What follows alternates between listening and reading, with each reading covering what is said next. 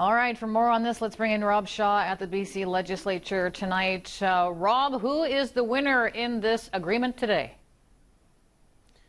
Stacey, the big winner, Alberta, today. An agreement negotiated without BC's participation that declares an oil pipeline through our province in the national interest while carving out environmental and tanker ban exemptions, exactly what British Columbia did not want to see. Nothing in the MOU today that gives BC or coastal First Nations a veto to oppose this, though that's a point we're going to come back to in a moment. First, BC's reaction. Premier David Eby outside the legislature, flanked by MLAs waving miniature BC and Canadian flags, saying he is worried all the focus on a pipeline will be, in his words, an energy vampire, distracting attention away from BC's projects like LNG facilities and mines. He said it has already led to a Saskatchewan potash company, Nutrien, choosing this week to build a new billion-dollar facility in Washington State instead of BC, and he and Saskatchewan Premier Scott Moe were squabbling over pipelines and failed to salvage that deal. Here's the Premier. The part where I'm going to get my elbows up, to borrow a phrase, is when this conversation about this non-existent project begins to actively compromise projects here in British Columbia that are real and meaningful and will actually make a difference. And it really pissed me off that we lost the Nutrien deal, because I think that was entirely avoidable. And that is the one that gets under my skin. That is the one that makes me really unhappy. We cannot afford as a country or as a province to lose real projects in the name of politics right now.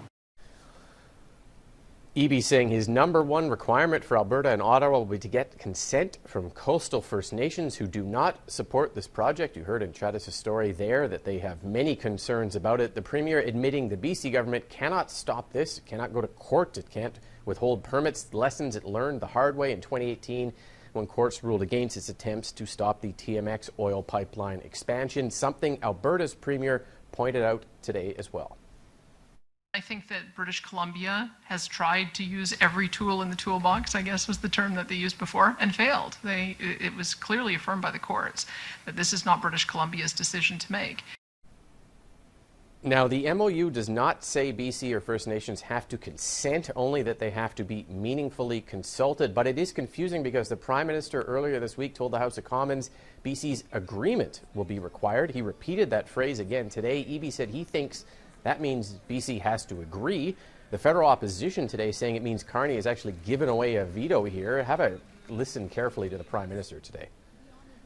There needs to be full partnership, including equity ownership, substantial economic benefits with First Nations in Alberta, First Nations in British Columbia, as well as agreement and substantial economic benefits for the people of British Columbia. Today's deal allows a proposal for a pipeline to go to an office in 7 months, which will then be studied for 2 years, after which the Prime Minister will give a pipeline veto to the BC NDP Premier, who's already said he's against.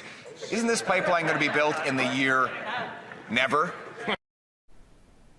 All of this having to happen in record time. Alberta has to get a proposal on the desk of the Prime Minister by Canada Day, finding a private proponent, or this can't go forward. There's not even a route or anything else decided there. Meanwhile, a new Angus Reid poll just out today saying 53% of British Columbians actually support an oil pipeline compared to 37% against, and that support is rising. Stacey, an interesting subtext for the Premier and First Nations in Alberta and Ottawa and everyone to deal with this as they digest today's news.